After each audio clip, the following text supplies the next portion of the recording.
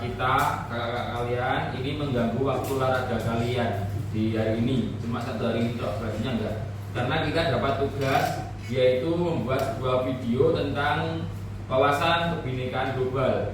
Ya nanti ada di PowerPoint ini, nanti ada dijelaskan dengan kakak kalian. Saya harap kalian mengikuti dengan hikmat, dengan sesama ya. Nanti jika ada arahan tugas untuk buat ini, saya harap juga kalian juga mengerjakan tersebut ya. Baik. Ya sebelum kita mengawali, mohon maaf sebelumnya kita mengawali presentasi, sebaiknya saya perkenalkan terlebih dahulu ya untuk tugas wawasan kebinekaan global. Saya sendiri dengan Mas Bayu Trianggoro, bisa dipanggil Mas Bayu atau Pak Bayu, enjoy aja ya, Bang. Dan sekarang saya Khairul Anwar, jadi dipanggil Mas Khairul atau Anwar. Saya Aditya Pratama, bisa dipanggil Aditya. Saya Imam Al-Budi, bisa dipanggil Imam. Perkenalkan, nama saya Kian Fikro, sering dipanggil Kian. Ya, saya nama saya Gigi Indro Prasetyo, bisa dipanggil Gigi. ya sudah perkenalan ya. Saya harap kalian apa semuanya nanti dapat surprise dari kakak kalian ya. Mungkin. Nah, untuk selanjutnya presentasi dari Mas Koirul terlebih dahulu untuk tema dunia yang berwarna. Untuk bukan ya?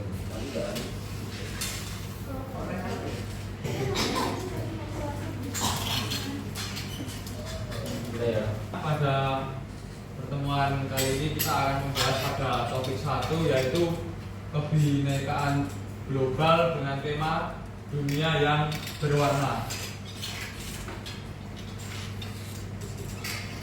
Fokus capaian pembelajaran pada topik ini yaitu memahami bahwa kita adalah warga dunia yang beragam dan punya kewajiban untuk merayakan kebinekaan dan menjawab berbagai tantangan. Jadi dengan berbagai kebinekaan, keberagaman itu yang menyatukan kita. Jangan sampai dengan adanya keberagaman, kebinekaan, hal itu menjadi suatu problem buat kita. Jadi jangan sampai dengan keberagaman, kebinekaan itu bisa memisahkan kita. Ya, selanjutnya. Ya, lanjut pada pertanyaan pemantik. Apa jadinya jika semua manusia di dunia ini sama dan seragam dalam hal warna kulitnya, bahasanya, adat istiadatnya, budayanya semuanya sama? Mungkin dari kalian ada yang punya pendapat atau persepsi tentang pertanyaan ini. Apa yang terjadi menurut kalian jika semua manusia di dunia ini sama dan seragam? Mungkin ada yang bisa menjawab? Jadi perumpamaan loh ya.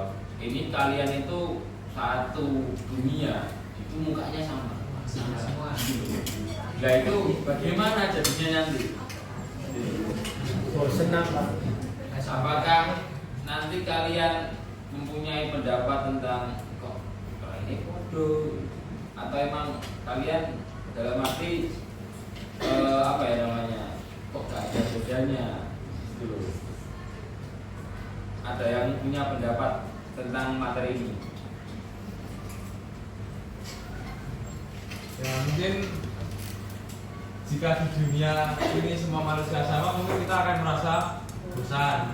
Terus hidup kita merasa nggak ada tantangan. Kan kita sama, mau apa?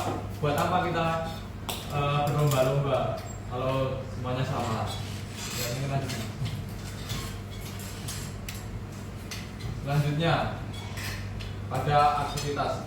Sejak dahulu kala manusia bermigrasi dari tempat asalnya menuju tempat baru untuk mencari kehidupan yang lebih baik. Nah, mungkin dari teman-teman ada yang bermigrasi dari daerah lain? Banyak ya.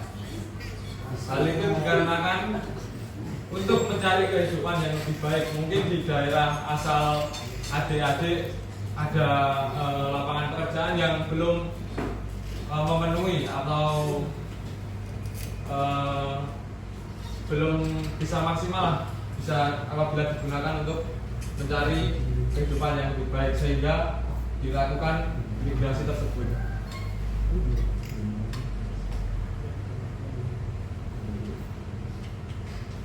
Nah, selanjutnya yaitu selama berabad-abad manusia dari berbagai ras dan bangsa hidup berdampingan dengan damai. Ya, terkhusus di negara kita dengan beragam ras, suku, agama, kebiasaan dan lain-lain menjadikan kita hidup berdampingan. Hal ini apabila ditanggapi dengan baik akan menjadi bisa menjadi perpecahan dikarenakan banyak perbedaan, sehingga kita perlu menghargai perbedaan ras, suku, agama, dan yang lain-lain yang bermunculan yang dapat bermunculkan konflik sehingga dapat ditanggulangi dengan baik sehingga hidup dengan damai.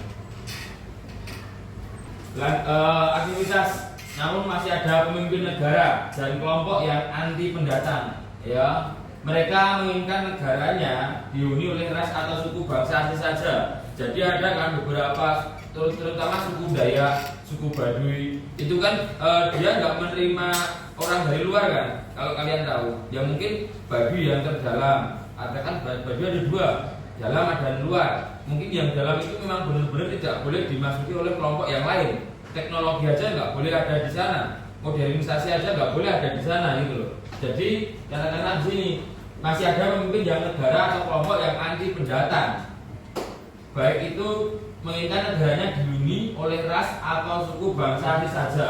Nah, kita akan bermain game mayoritas minoritas atau pribumi atau mendatang.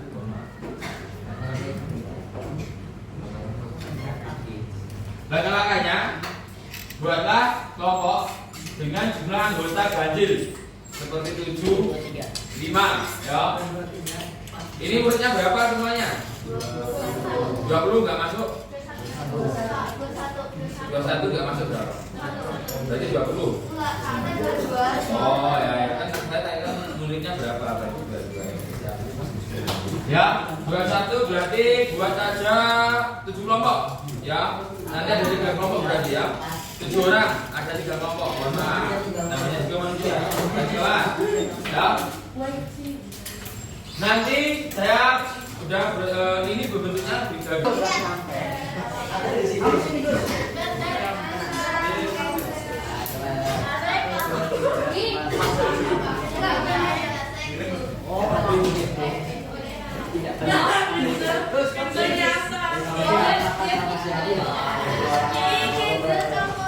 Bawa pulpen ya. Bawa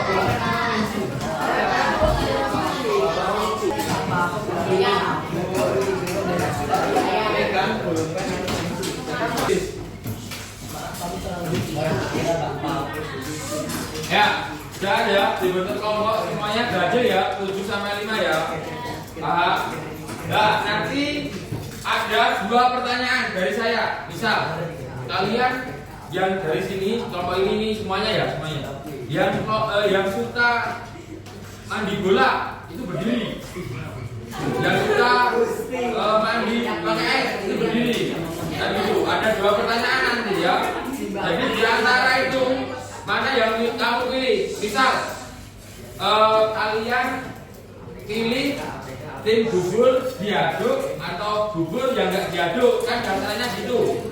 Yang bubur diaduk berdiri, yang bubur nggak diaduk duduk gitu ya. Nanti setelah Bapak teriakan jawabanmu, Bapak dengan jawaban mayoritas berhak menempelkan cap di muka minoritas. Maksudnya gimana itu? Maksudnya gimana? Itu kalian dikasih kertas kan sama kakaknya? Miliki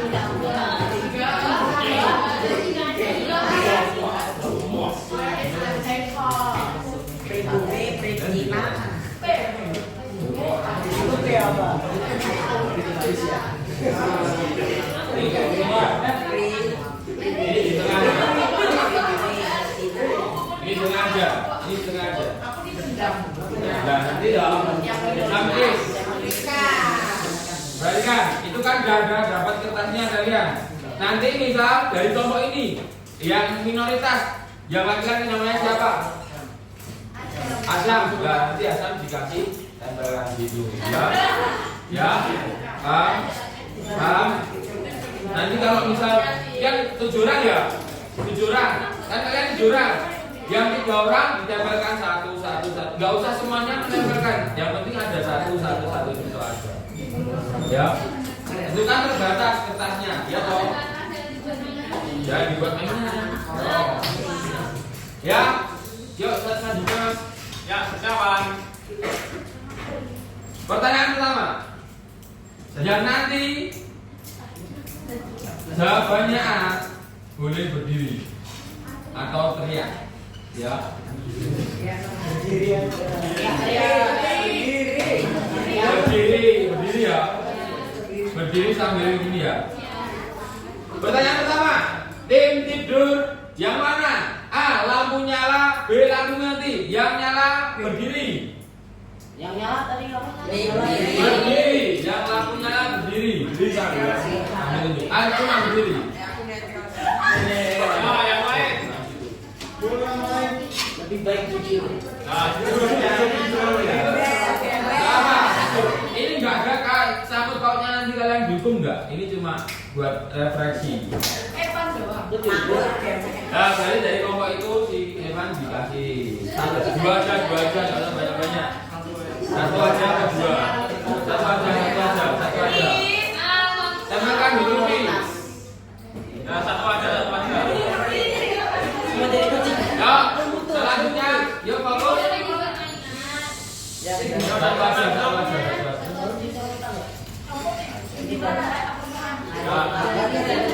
Ya, persiapan. Pertanyaan selanjutnya. Pertanyaan selanjutnya. Ini antara bubur diaduk sama bubur nggak diaduk. Siapa yang memilih bubur diaduk? Berdiri. Bubur diaduk. Nah, ini satu orang yang satu-satu yang berdiri. Ini berapa? 3 orang. Berarti ini disampaikan satu aja. Ini tempelin yang ini yang minoritas. Gak usah buat mainan, yo, gak usah buat mainan, main aja. Ya, Ya, buat mainan. Yo, duduk lagi. Itu diusahakan jangan kamera pas. Lanjut. ketiga. Siapa? Siapa lebih suka mana? Romai Rama atau Iwan Fals? Yang Romai Rama berdiri. Yang Romai Rama berdiri. Yang Romai Rama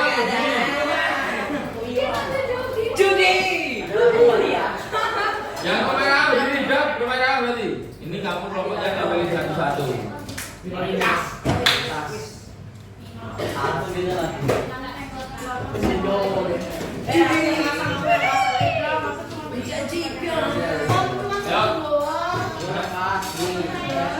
Nanti ada lain. Yuk, selanjutnya.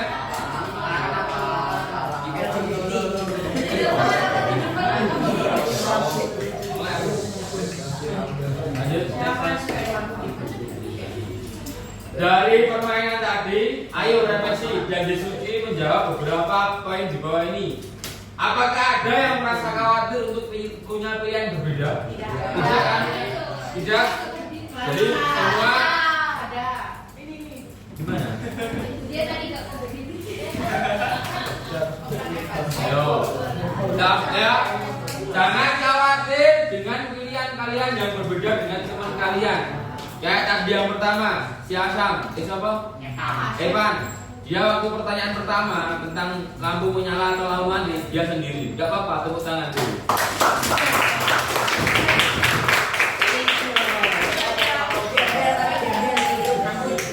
Ya, apakah menurutmu ada diskriminasi dalam permainan tadi? Ya? Sebutkan bentuk diskriminasinya. Ada nggak? Ada nggak yang berbeda tadi dibully? Ya. Ada nggak yang berbeda tadi dikucilkan? Nggak ada ya? Nggak ada.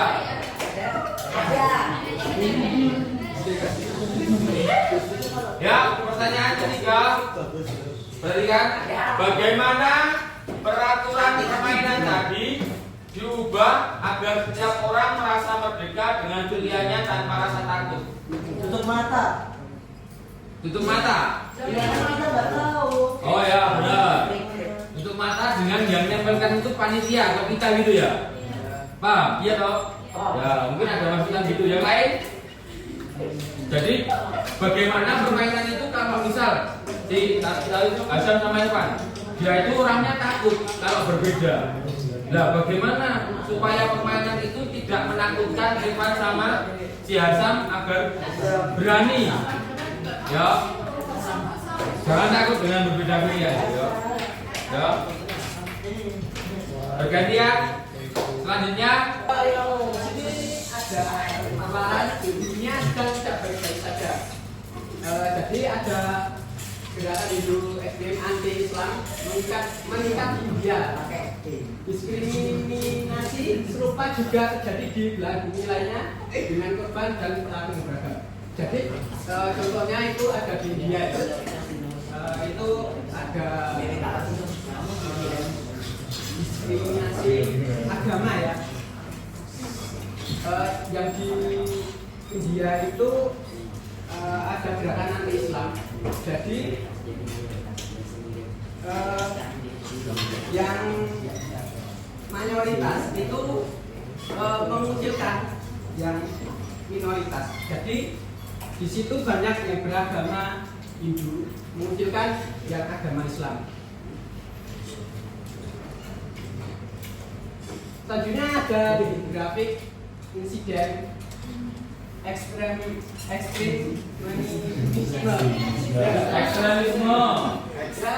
ini ada grafiknya ya. Yang merah itu di Eropa Barat dan yang coklat itu ada Amerika Utara. Jadi pada bulan Agustus ini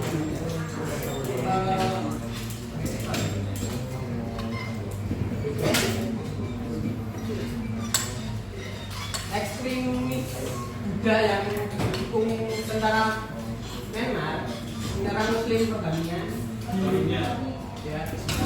di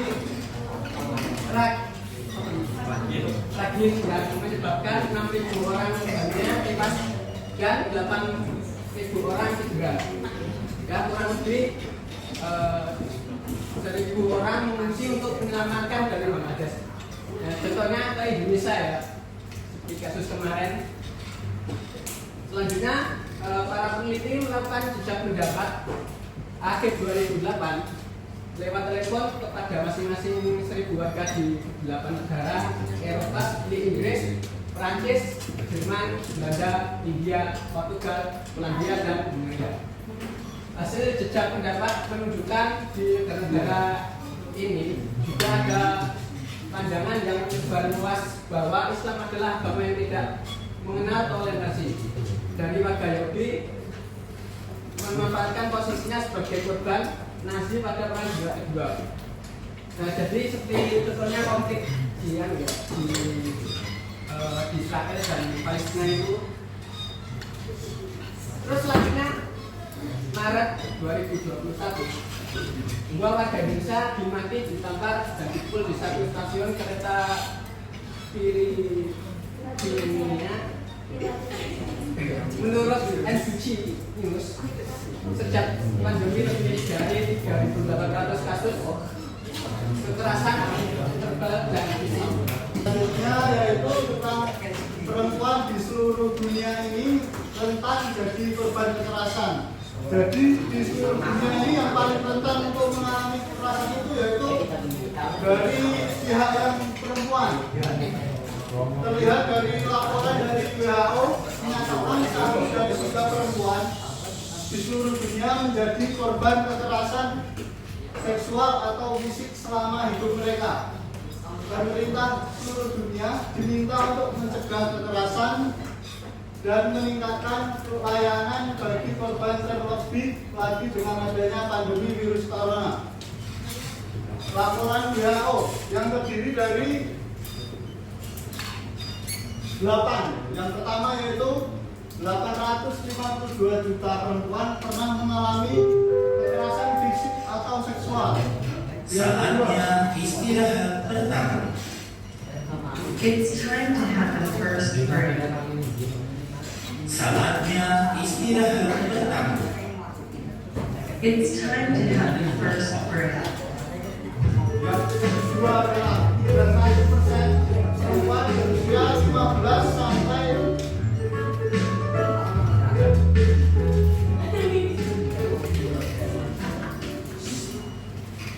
lagi ya. 31% perempuan berusia 15 sampai 49 tahun menjadi korban kekerasan. Yang ketiga, pandemi virus corona meningkatkan kekerasan terhadap perempuan. 4. Suami atau pasangan adalah pelaku kekerasan terhadap perempuan yang paling umum. Sebanyak 1 dari 4 perempuan menjadi sasaran kekerasan yang dilakukan oleh pasangan. 4. Pelecehan kadang dialami perempuan sejak pada usia sangat muda, yaitu 15 tahun. Kelima, negara-negara dengan prevalensi perempuan tertinggi yang menghadapi kekerasan termasuk Kiribati, Fiji, Papua Nugini, Bangladesh, Republik Demokratik Kongo, dan Afghanistan. 6. Jumlah kekerasan terhadap perempuan terendah di Eropa, yaitu 23%. 7. Angka kekerasan terhadap perempuan kemungkinan jauh lebih tinggi karena pelaporan pelecehan seksual yang sangat kurang. 8. WHO menggarisbawahi tindakan pemerintah kurang dalam mencegah kekerasan terhadap perempuan.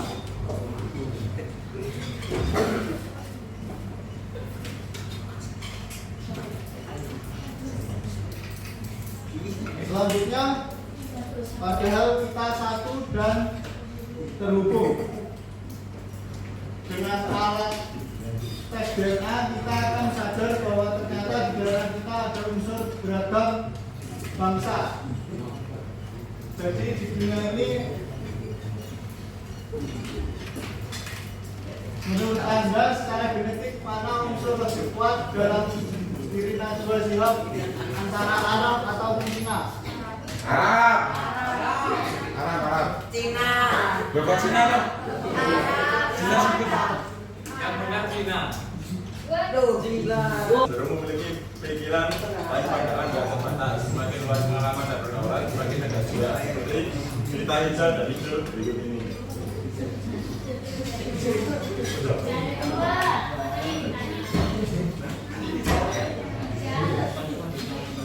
Ada ya? Pertanyaan pasti dengan saya. Berapa punya Pak? Dan itu 4 kunci sukses jabat 21. Ada 4 kreativitas, komunikasi atau komunikasi, kolaborasi atau kolaborasi. Yang pertama kreativitas, proses mental yang melibatkan kemunculan gagasan atau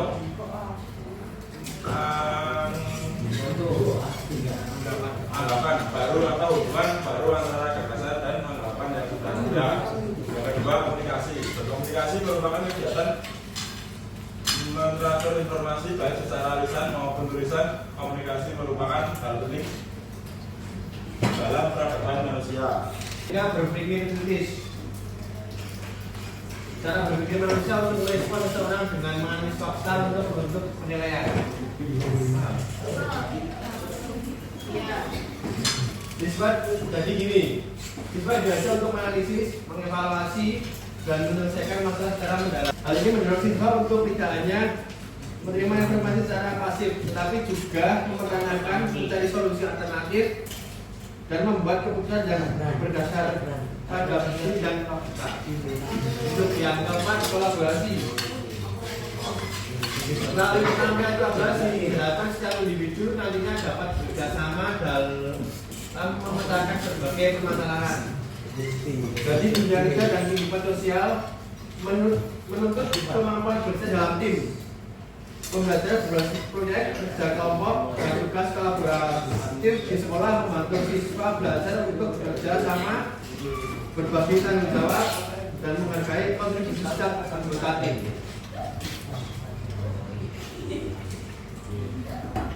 Untuk aplikasi atau belajar toleransi dari berbagai negara, di sini ada 2 opsi. Opsi pertama, cari teman dari negara lain untuk mendiskusikan hal-hal di bawah ini. Di sini ada dari luar Indonesia,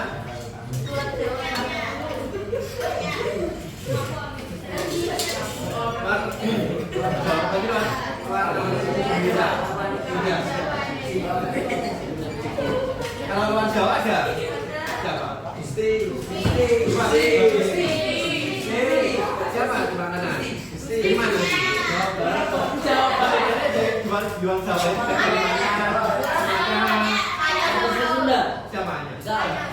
Dari mana?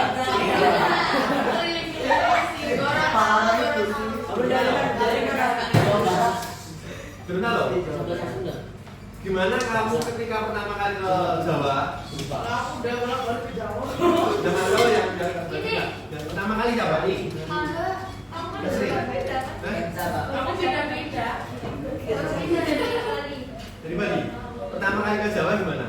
Perasaan atau melihat wajah-wajah Jawa yang beda.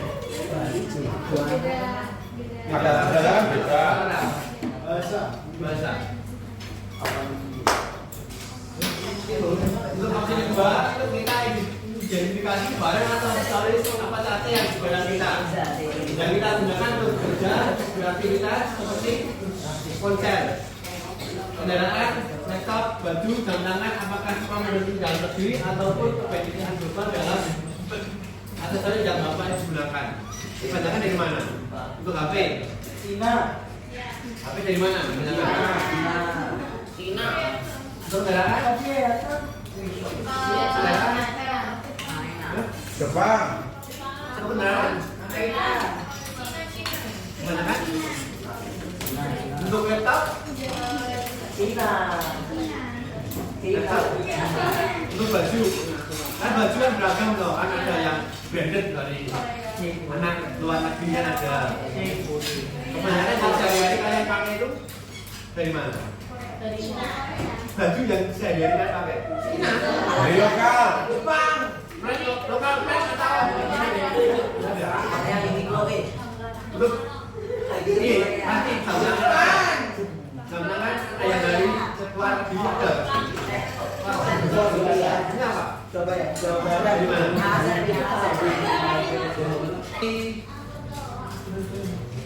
Dunia yang berwarna. Jadi kita pada fakta asal usul setiap manusia di dunia ini beragam, bahkan melalui tes DNA kita ditunjukkan bahwa asal usul nenek moyang setiap orang tidak tunggal. Kita juga belajar bahwa setiap beragam maka setiap membuat kita jauh lebih cerdas. Dari kesimpulan dari dunia yang berwarna. Untuk penutupan saya kembali ke moderator. Untuk Mas Gandul. Ya, terima kasih atas perhatian dari adik-adik semua terkait penjelasan materi topik 1 dunia yang berwarna. Banyak nilai yang bisa kita ambil. Yang pertama tentang bagaimana cara kita menghargai keberagaman yang ada di Indonesia maupun yang ada di dunia. Selanjutnya cara kita untuk toleransi satu sama lain dan cara untuk menjaga diri khususnya perempuan yang dalam penjelasan tadi dijelaskan sangat rentan terjadi kekerasan seksual atau kekerasan fisik. Ya, dari kami mungkin itu saja, kurang lebihnya mohon maaf. Wabillahi taufiq wal hidayah. Wassalamualaikum warahmatullahi wabarakatuh. Ucapkan